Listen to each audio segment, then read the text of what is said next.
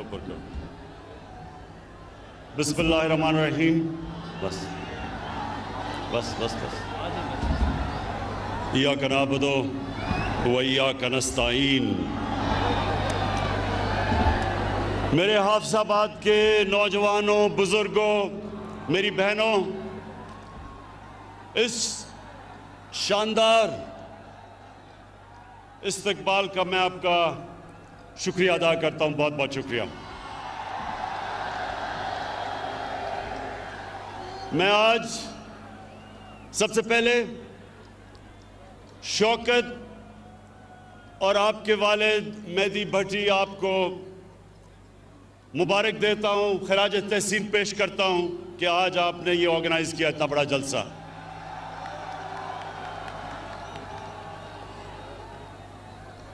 आज हमने हाफिजाबाद यूनिवर्सिटी और 400 बेड का डिस्ट्रिक्ट हॉस्पिटल बनाने का फैसला किया।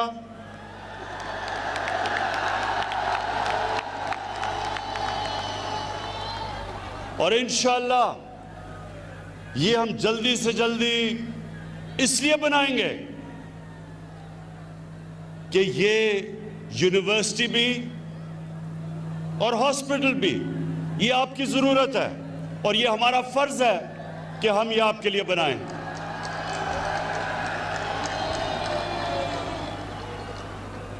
उससे ज़्यादा हाफिजाबाद, उससे ज़्यादा मुझे इस चीज़ की खुशी है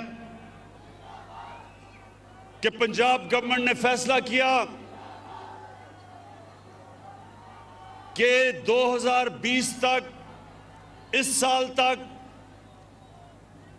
50% पंजाब को हेल्थ कार्ड, हेल्थ इंश्योरेंस दी जाएगी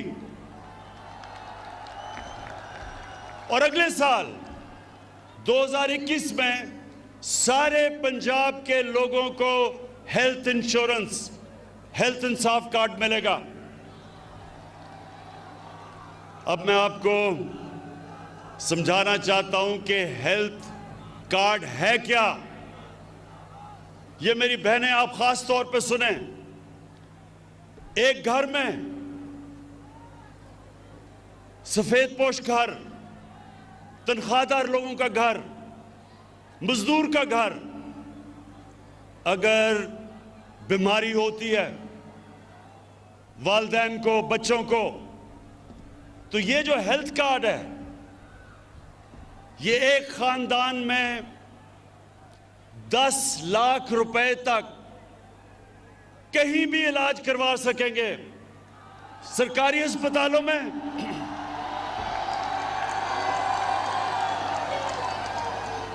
या किसी भी प्राइवेट हॉस्पिटल में। ये पहली दफा पाकिस्तान की 73 साला तारीख में एक आम आदमी को एतमाद होगा कि अगर घर में बीमारी होती और पैसे नहीं, हमारे पास हेल्थ इंश्योरेंस होगी। मैं आपको ये बता चलूं हाफिजाबाद के लोगों कि दुनिया में अमीर तरीन मुल्कों में भी इस तरह की हेल्थ इंश्योरेंस नहीं होती जो आज पाकिस्तान में हमने फैसला किया कि केपी और पंजाब में हम लेके आए।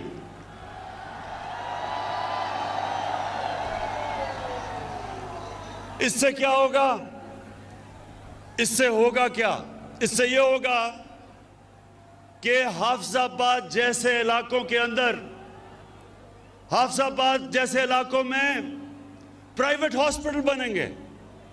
और प्राइवेट हॉस्पिटल इसलिए बनेंगे कि हेल्थ कार्ड की वजह से हर कोई इलाज करवा सकेगा। अभी सिर्फ देहातों में सिर्फ सरकारी अस्पताल हैं क्योंकि लोगों के पास पैसा नहीं।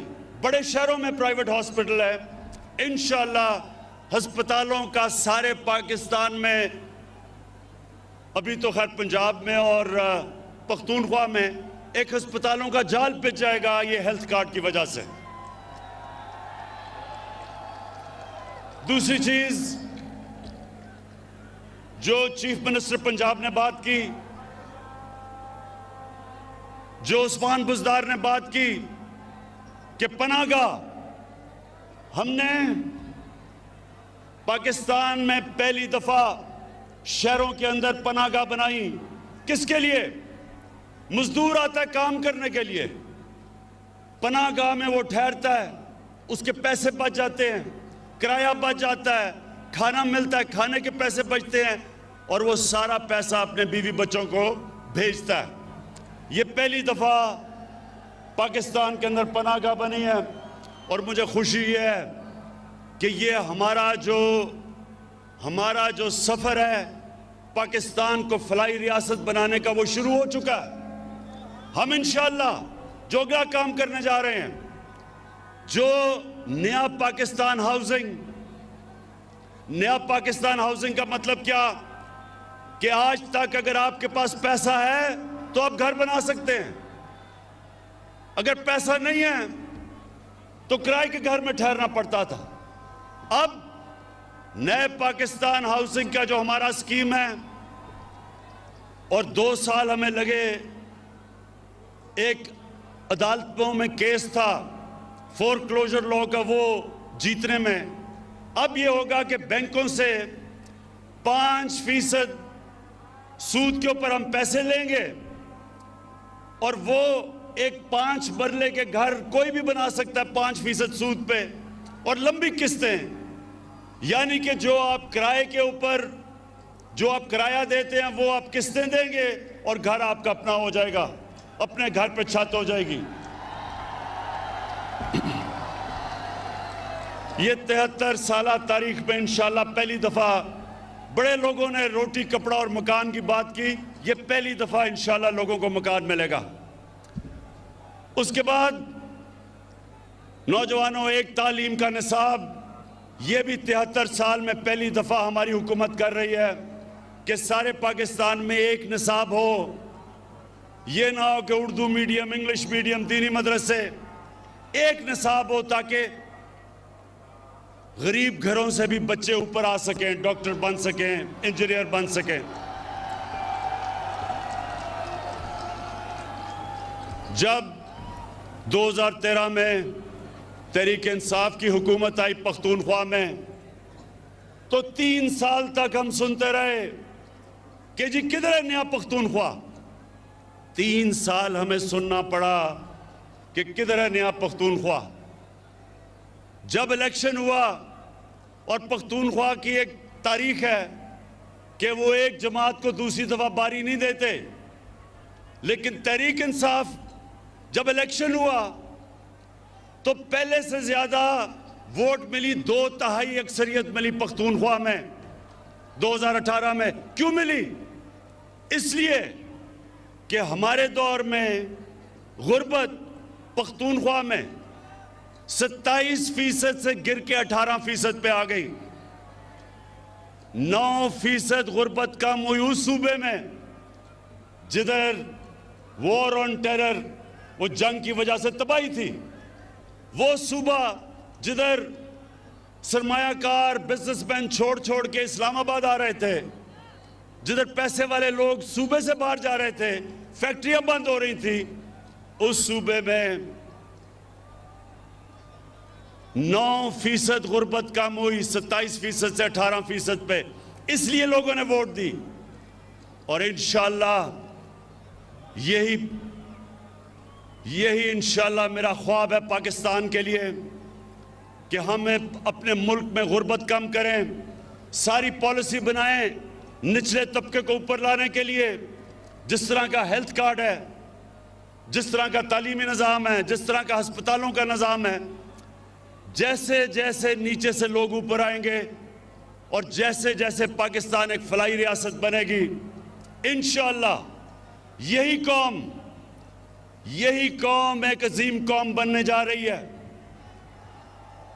और दूसरी चीज, हाफिजाबाद के लोगों, अब ये जरा गौर से सुनो।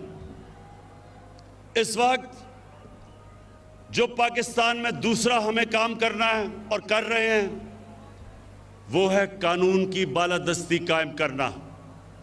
ये क्यों जरूरी है? ये हमारे नबी सल्लल्लाहु अलैहि वसल्लम ने मदीना की रियासत जब बनाई तो उन्होंने कहा कि बड़ी कौमें तबाह हुई तुम्हारे से पहले, जिधर एक कानून अमीर के लिए और दूसरा गरीब के लिए था।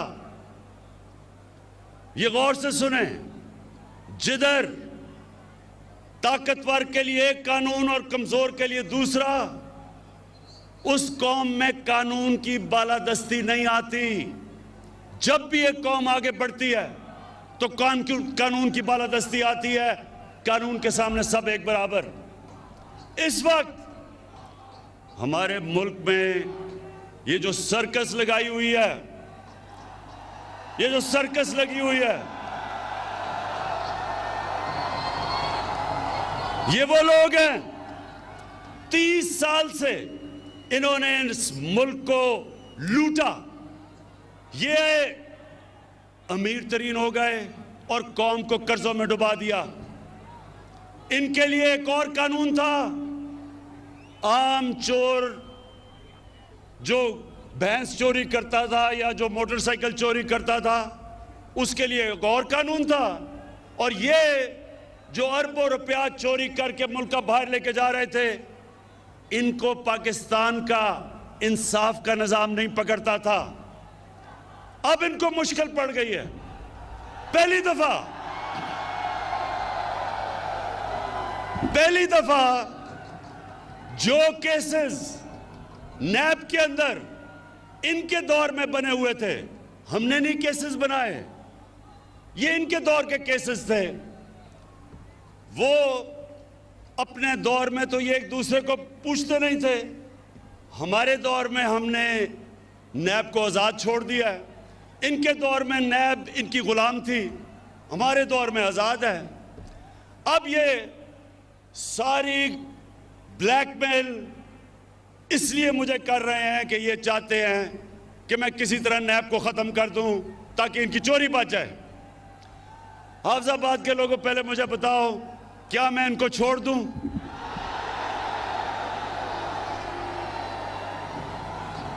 कहीं आपको इनके ऊपर तरस तो नहीं आ रहा? वो जब नवाज शरीफ की शक्ल आपने देखी कि जी बीमार हो गया, वो पता नहीं जिंदा भी रहेगा या नहीं। बड़े लोगों ने मुझे कहा, इमरान खान ये तुम क्या कर रहे हो, बेचारा मर ही ना जाए, पता नहीं जहाज पे भी चढ़ेगा या नहीं। हमारी कैबिनेट में भी एक दो ख्वातीन, उनके भी आंखों में आंसू आ गए इसकी शक्ल देख के। जैसे ही लंदन गया, लंदन की ऐसी हवा लगी कि सारी बीमारियां खत्म हो गई।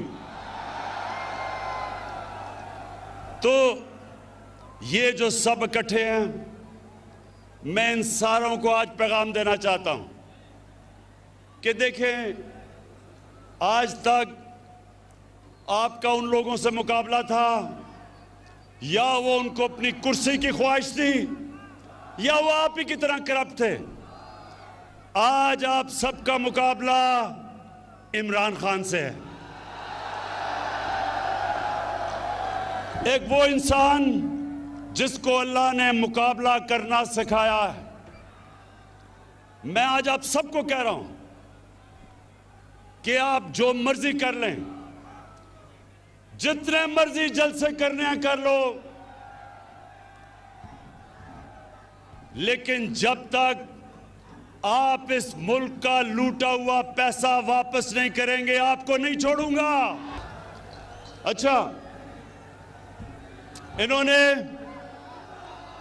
इन्होंने पहले पूरी कोशिश की कि माशियत के ऊपर कहा जी माशियत खराब हो गई, इसको निकाल दो। फिर कहे जी महंगाई हो गई। इनके पिछले 10 साल में देखें कितनी दफा महंगाई आज से बहुत ज्यादा थी। फिर कहा जी कि वो कोरोना के अंदर इमरान को नहीं समझ कि वो जिस तरह नरेंद्र मोदी ने बंद किया था अपना मुल्क, इमरान खान को भी करना चाहिए। अल्लाह अल हक है, अल्लाह का शुक्र अदा करता हूं, उसने हमने कोरोना से भी बचा दिया। फिर इन्होंने एक फैटफ, एक ऐसी चीज है जिसमें पाकिस्तान को इनकी वजह से ग्रे लिस्ट में डाला हुआ है। अगर पाकिस्तान ब्लैक लिस्ट हो जाता है तो हमारे ऊपर सैंक्शंस लग जाती हैं, हमारी माशियत बैठ जाती है। तो इन्होंने सोचा कि अब तो इसको ब्लैकमेल कर लेंगे कि पहले नैब को ख़त्म करो और फिर हमें फैटफ साइन करेंगे। इन्होंने मुझे नैब में 38 शिक्के हैं नैब की, उसमें से कहा 34 शिक्कों को इस तरह कर दो कि नैब ही ख़त्म हो जाए ताकि इनकी चोरी बच जाए। जब मैं नहीं माना तो इन्होंने क्या किया कि इन्होंने अदलियों पे भी हमला किया। 3 चीफ जस्टिस बैठे हुए थे जिनके खिलाफ इन्होंने बातें शुरू कर दी कि जी नवाज शरीफ ने कहा फैसला ही गलत था। 3 चीफ जस्टिस थे, अदलियों का भी अटैक किया और फिर पाकिस्तान के आर्मी चीफ और ISI चीफ को अटैक किया। आर्मी चीफ और ISI चीफ को अटैक करने का मतलब फौज को अटैक करना। यहां मेहदी भट्टी बैठे हैं, इनका बेटा बलूचिस्तान में शहीद हुआ। इस तरह के कितने हमारे फौजी शहीद हुए हैं हमें हमारी हिफाजत करते हुए। लेकिन वो आदमी बाहर लंदन में बैठ के यहां हमारी फौज के खिलाफ साजिश कैसे कि जब अब कहते हैं कि मैं आर्मी का चीफ और जो ISI का चीफ है उसको फौज बदल दे, तो क्या फौज कोई एक जमहूरी इदारा है? क्या उन्होंने नो कॉन्फिडेंस मोशन पास करना है? वो ये कह रहा है कि फौज के अंदर बगावत की जाए, वो ये कह रहा है कि फौज कू करे, यानी कि हमारी फौज तबाह हो। अपनी चोरी बचाने के लिए नवाज शरीफ तुम इधर तक पहुंच गए हो कि हिंदुस्तान की जुबान बोल रहे हो अपनी फौज के खिलाफ। इससे मेरा अज़म और मजबूत है कि तुम्हारी तरह के लोग, तुम्हारी तरह के मीर जाफर, मीर सादिक और मीर रियाज सादिक, इनको इंशाअल्लाह जब तक हम इनको कानून के नीचे नहीं लेके आएंगे और इनका पैसा नहीं निकालेंगे, इंशाल्लाह मैं इनको नहीं छोड़ूंगा। अच्छा, और ये जब सर्कस इनकी लगती है उसमें हर किस्म के लोग होते हैं। एक ऐसा आदमी है जो कि कहता है इमरान खान की वजह से इस्लाम को खतरा है। मैं उनको एक पैगाम देना चाहता हूं, और हाफिजाबाद के लोगों आप इसकी गवाही देना। आज तक पाकिस्तान की 73 साल तारीख में, मैं इसी की बात कर रहा हूं कि डीजल ये कहता है कि इमरान की वजह से इस्लाम खतरे में है। मेरी वजह से इस्लाम खतरे में नहीं है, आपकी तरह के लोगों की वजह से इस्लाम खतरे में है। मैं आज चैलेंज करता हूं, पाकिस्तान की 73 साल तारीख में किसने आज तक अपने नबी सल्लल्लाहु अलैहि वसल्लम का, उनका जो मौक़िफ़, उनके लिए कौन इस तरह इंटरनेशनल स्टेज पे खड़ा हुआ है मेरे अलावा? चैलेंज करता हूं आपको। और ये मैं आपको बता दूं, ये किसी वोट के लिए मैंने नहीं किया, ये मेरा ईमान का हिस्सा है। हमारे नबी सल्लल्लाहु अलैहि वसल्लम हमारे दिलों में बसते हैं। आखिर में ये सारे जो सर्कस लगाई हुई है, ये कहते हैं कि इलेक्शन में धांधली हुई, ये सारे कहते हैं कि इलेक्शन में धांधली हुई। मैं इनसे सबसे पहले सवाल पूछता हूं कि अगर इलेक्शन में धांधली हुई तो मैंने तो आपको कहा था कि जिधर भी धांधली हुई हम तैयार हैं इलेक्शन खोलने के लिए, क्यों नहीं आ पाए? मैं आपको बताता हूं क्यों नहीं आए। 2013 में 137 पिटिशंस थी जिन्होंने कहा कि इलेक्शन में धांधली हुई नेशनल असेंबली में।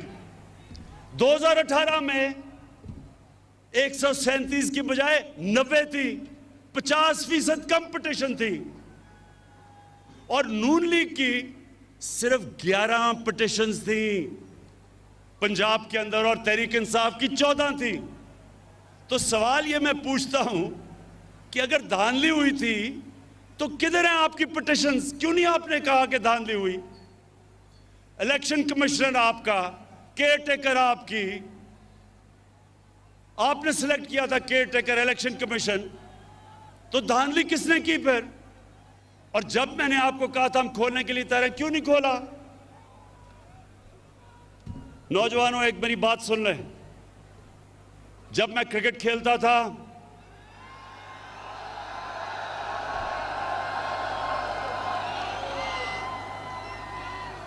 तो मेरे दौर में अपने अपने अंपायर होते थे। जो मुल्क होता था जिधर आप क्रिकेट खेलने जाते थे उनके अपने अंपायर थे। तो ज्यादातर जब टीमें हारती थी दूसरे मुल्क में तो वो कहती थी अंपायरों ने हमें मैच हरा दिया। तो मैं वो क्रिकेट की तारीख का 150 साल तारीख में वो पहला कप्तान था जिसने कहा कि न्यूट्रल अंपायर आने चाहिए, यानी कि अपने अंपायर नहीं होने चाहिए, दूसरे मुल्क से अंपायर मंगवाओ ताकि वो न्यूट्रल हो। और आप अगर दुनिया की क्रिकेट की तारीख उठा के देखें तो पहला कप्तान था जिसने अपने मुल्क में दुनिया की सबसे ताकतवर टीम वेस्ट इंडीज के साथ न्यूट्रल अंपायर मंगा के मैच खेला। और फिर दूसरी टीम जो मंगवाई न्यूट्रल अंपायर से, हिंदुस्तान से जब हमारा मैच होता था ना पाकिस्तान उधर जीतता था क्योंकि जब टीम हारने लगती थी उनके अंपायर आ जाते थे, ना हिंदुस्तान यहां जीतता था और कई दफा हमारे अंपायर भी हमारी मदद करते थे।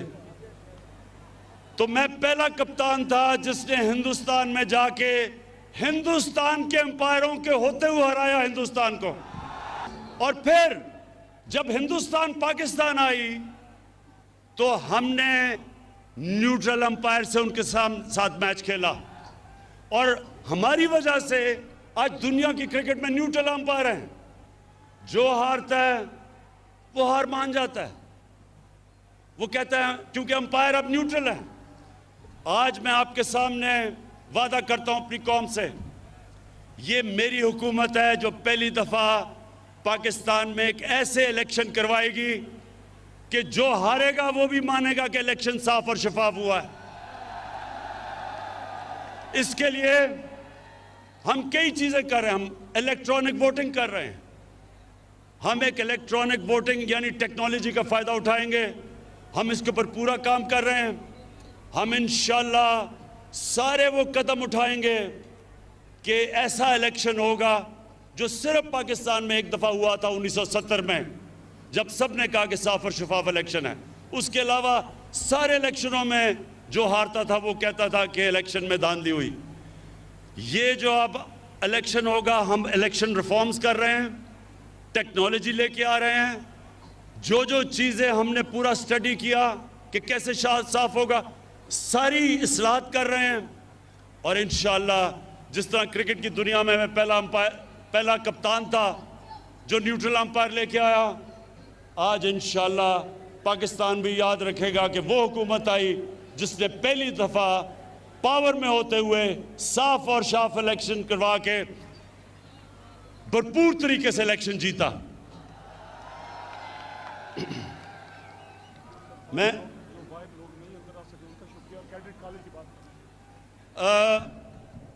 शौकत ने मुझे कहा है कि अभी लोग बहुत बाहर खड़े हैं जो अंदर नहीं आ सके, उनको भी मैं उनका शुक्रिया अदा करता हूं, खुशामदीद कहता हूं उनको।